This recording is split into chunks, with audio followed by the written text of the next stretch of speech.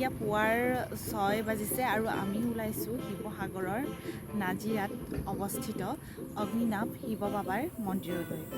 আচলতে অগ্নিনাভ মন্দিৰত আমি শৰাই শাওণ মাহৰ প্ৰথমটো সোমবাৰতে দিলোঁ, কিন্তু তালৈ যাব পৰা নাছিলোঁ। আচলতে কয় নহয় বাবাই যেতিয়া মাতে তেতিয়া আচলতে আমি যাব পাৰোঁ। সেই বাবাই চাগে আজি আমাক মাতিছে আৰু এই আমি সকলোৱে অগ্নিনাভ বাবাৰ মন্দিৰলৈ ওলাইছোঁ।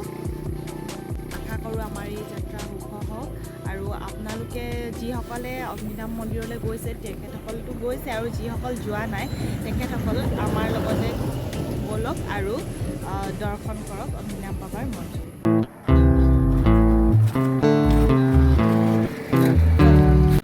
এয়া অগ্নিনাভ মন্দিৰ পায়ে আপোনালোকে দেখিব গেটত সুন্দৰভাৱে তেওঁলোকৰ নিয়মাৱলীসমূহ তাতে লিখি ৰাখিছে। কিমান বজাত মন্দিৰ খোলা হয়, কিমান বজাত বন্ধ হয়, কি বাৰে মন্দিৰ বন্ধ থাকে, এইসমূহ তাত লিখা থাকে। আৰু অগ্নিনাভ মন্দিৰৰ বাহিৰত এয়া দোকানসমূহ শৃংখলাবদ্ধভাৱে দিয়া আছে। আপোনালোকৰ প্ৰয়োজনীয় ধূপ চাকি তাৰ পৰা ক্ৰয় কৰিব পাৰিব যদিহে আপোনালোকে ঘৰৰ পৰা লৈ নাযায়। আৰু এয়া চাকি জ্বলোৱাৰ স্থান। চাকি জ্বলাবলৈ সুন্দৰভাৱে শৃংখলাবদ্ধভাৱে যাতে সকলোৱে চাকি জ্বলাব পাৰে তাৰ বাবে ধুনীয়া ব্যৱস্থা কৰি থৈছে।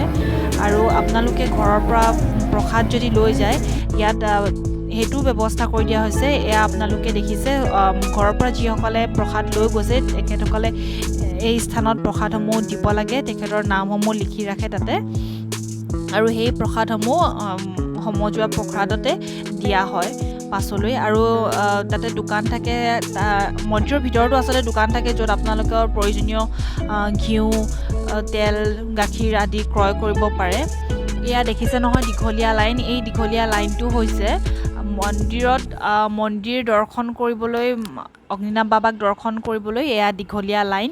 আচলতে তাতো লাইন 3-4টা থাকে, মানে সুন্দৰকৈ ব্যৱস্থা কৰি দিয়া থাকে। প্ৰতিটো লাইনৰ পৰা 5গৰাকী এনেকৈ পঠায় মানুহ সুন্দৰভাৱে যাতে সকলোৱে বাবাক দৰ্শন কৰিব পাৰে, এয়া সুবিধা কৰি দিয়া হৈছে।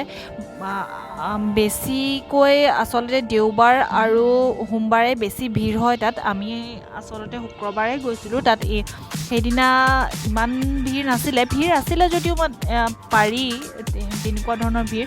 আৰু এয়া শিখা বাইদেৱে ভিতৰত নিজৰ নিয়মসমূহ ধুনীয়াকৈ ফুলেৰে বাবাক সজাইছে, আৰু তেখেতৰ দৈনিক যোনখিনি তেখেতে কৰ্ম কৰে সেয়া কৰ্মভাগ কৰিছে।